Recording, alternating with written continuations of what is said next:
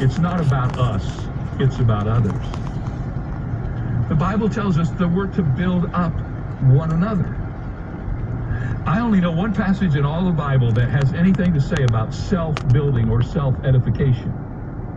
In fact, if you've studied the New Testament, you know that the New Testament is a book of we passages. Passages about community. I've made the comment many times that the word saint in the New Testament is never in the singular, it's always in the plural. So we need to be thinking lovingly and sensitively about the best way to lift people up. And Paul gives us a solid tip in 1 Corinthians 10. He says, all things are lawful for me, but not all things are helpful. All things are lawful for me, but not all things edify. Let no one seek his own, but each one the other's well-being.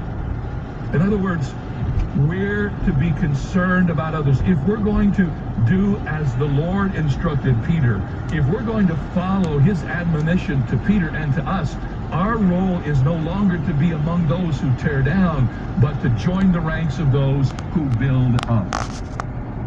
I remember not long ago reading a little section from a book by Erwin McManus, and he wrote these words. He said, unfortunately for too many people, when the conversation is no longer about them, there's not much left to be said.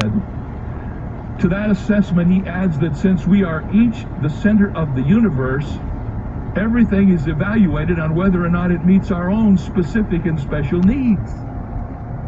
I don't know how many times I've heard this, but people who come and go from churches always want to know the same thing. Does the church meet my needs?